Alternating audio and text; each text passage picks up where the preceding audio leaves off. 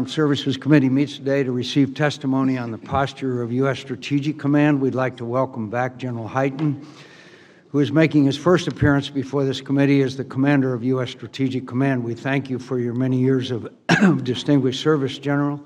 Over the last 2 years, civilian and military leaders at the Department of Defense, from the Secretary of Defense on down, have warned this committee about, quote, a return to great power competition. Nowhere is this reality more evident than in Russia and China's intensifying efforts in the nuclear, cyber, and space domains, which are the focus of Strategic Command's mission. Russia continues to wield nuclear threats against allies that stand up to its aggression in Ukraine. It's well on its way toward completing the modernization of its strategic nuclear forces, as it's gone out of its way to deploy new nuclear capabilities not limited by the New START Treaty.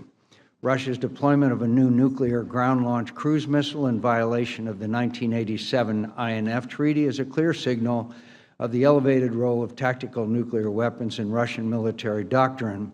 Moreover, this violation leaves the United States as the only country in the world abiding by treaty limits on its intermediate-range missile forces, a dangerous asymmetry that has implications for effective deterrence not only in Europe but the Asia-Pacific as well.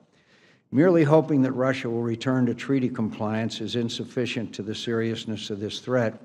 That's why Russia's violation of the INF Treaty is so significant, because it calls into question basic assumptions about U.S. nuclear policy, assumptions we must be prepared to reevaluate given the new realities of our strategic environment. China has one of the world's largest and most comprehensive missile forces, continues to modernize its nuclear capabilities by adding more road mobile systems and submarine-carried nuclear weapons, and continues to pursue counterspace capabilities designed to limit our use of space. Beyond Russia and China, the breakneck pace of North Korean nuclear ballistic missile and nuclear testing in the past few years means that a North Korean missile tipped with a nuclear warhead capable of reaching our homeland is no longer a distant hypothetical, but an imminent danger.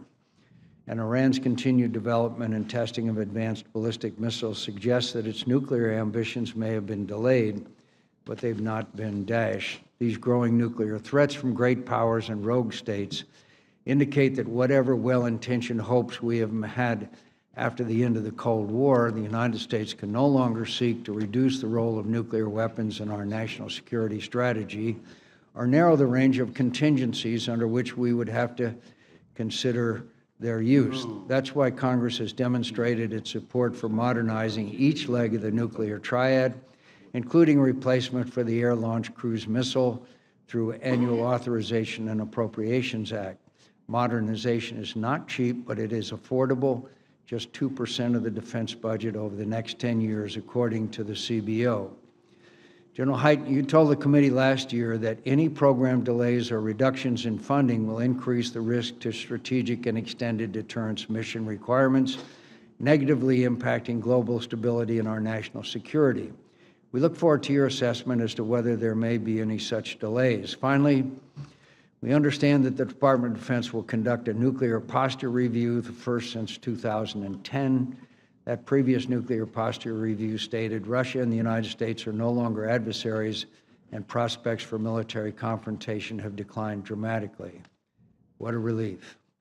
General Hyten, the committee is interested in your assessment of how the strategic landscape has changed since the last review and what assumptions need to be re-examined. With respect to space, after years of prodding from this committee, I'm pleased and in some respects impressed with Strategic Command's enhanced focus on responding to Chinese and Russian activities in space. We've come a long way in the past few years, but the fundamental fact remains our space superiority is at risk. Russia and China are intent on exploiting our dependence on space to achieve an asymmetric advantage.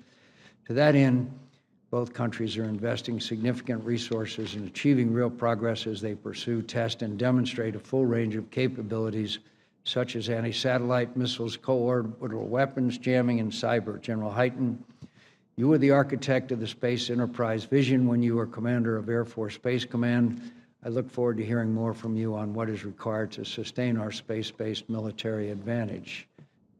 Senator Reid.